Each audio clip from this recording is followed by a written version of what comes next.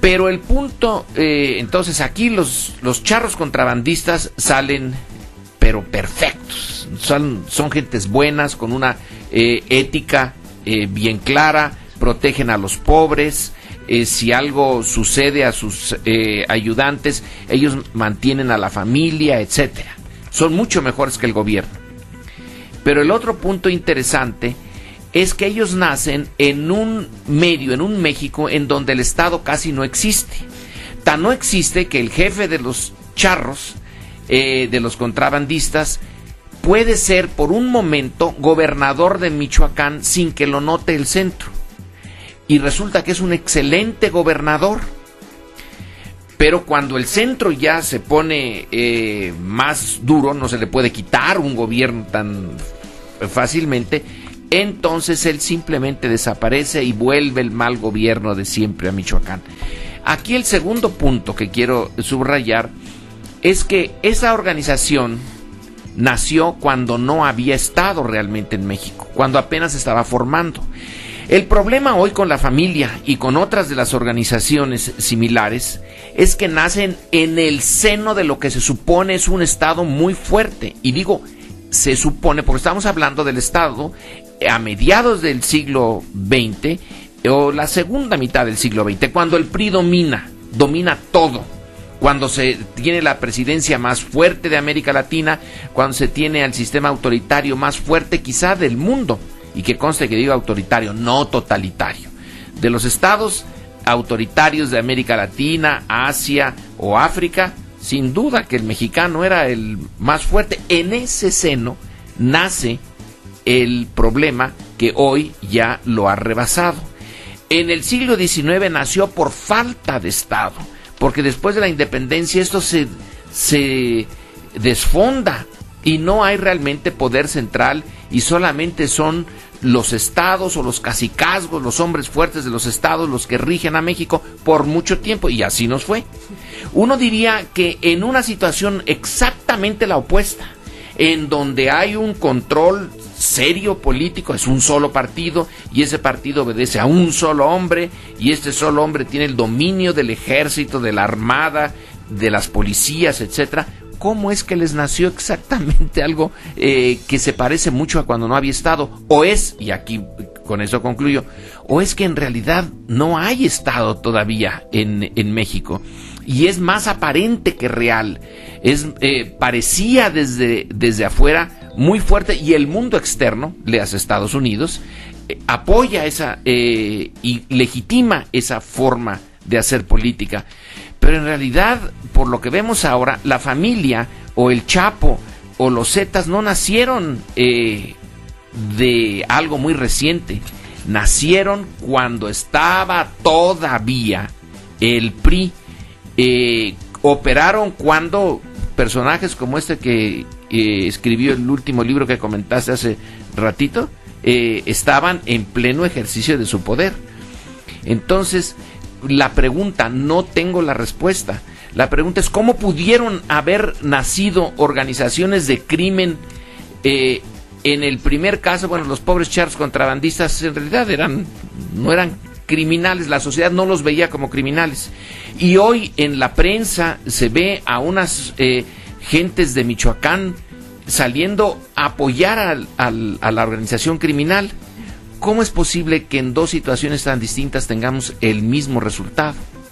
Sergio Aguayo, ¿cómo ves tú las cosas con tanta información sobre el tema Michoacán? Y bueno, el anuncio que hace el gobierno de la República, incluso valdría la pena recuperar este instante donde al final de todas estas horas y días han hablado de la muerte, de que cayó abatido Nazario Moreno González, identificado como el principal líder de la familia michoacana.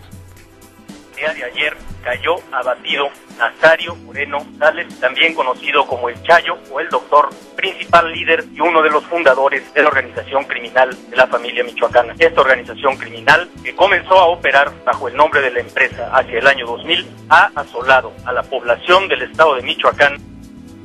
Esto es lo que decía o dijo Alejandro Poiré, confirmando la muerte de este personaje. Sergio.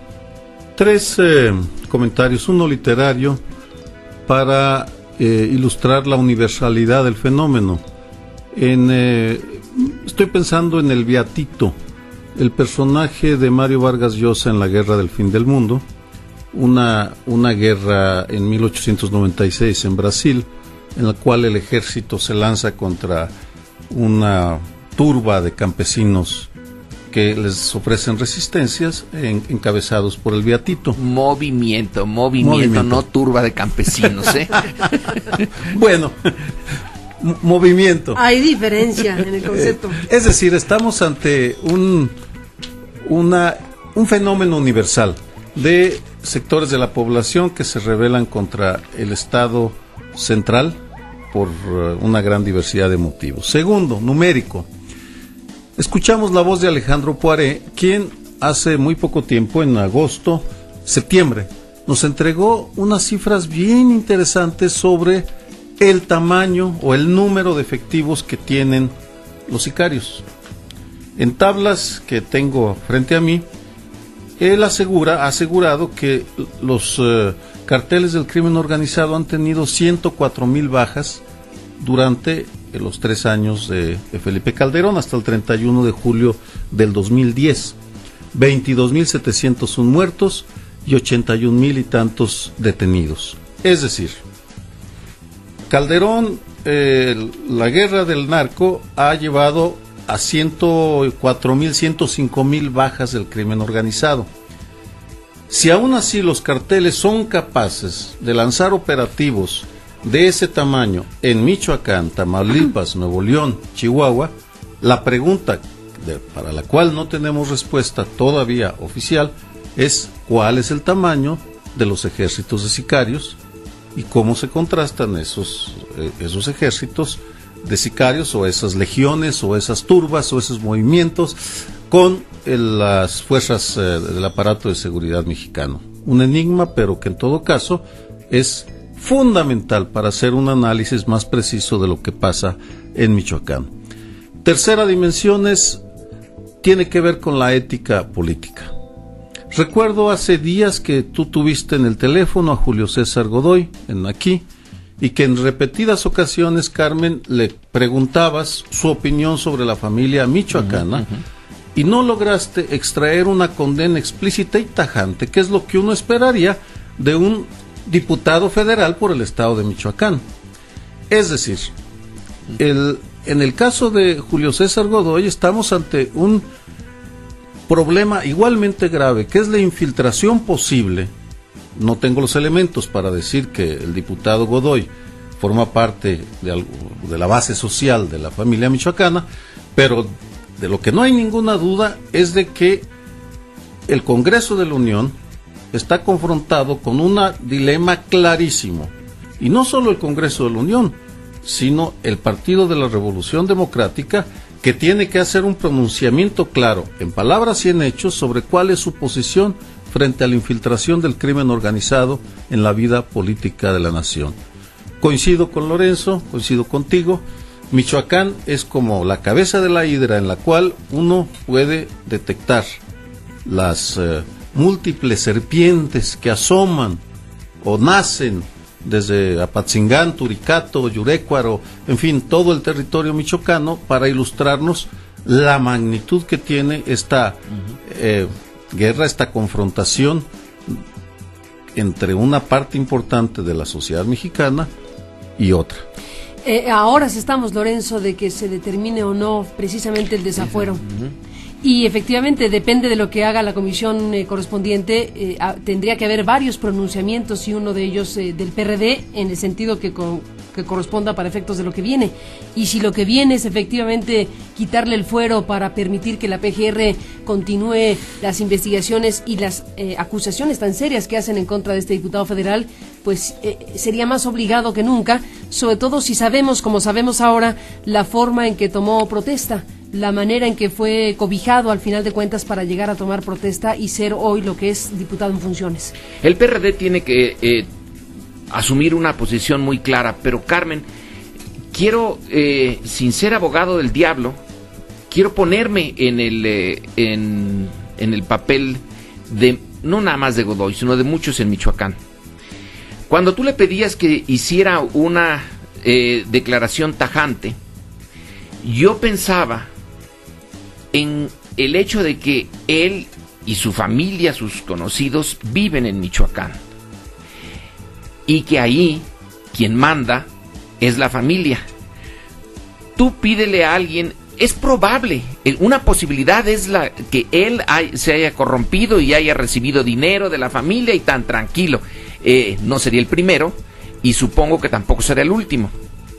Una modalidad más compleja es que está tan permeado Michoacán de este fenómeno que tú, para usar a García Lorca, tú ya no eres tú ni tu casa es ya tu casa, sino que estás rodeado de los tentáculos de la familia y hay de ti si dices no a los ofrecimientos de la familia y hay de ti si te pronuncias. Hace tiempo, con un colega, Samuel del Villar, él me señaló muchos años antes de su muerte, cuando estaba él muy metido en la corrupción, que ese es el punto, la corrupción.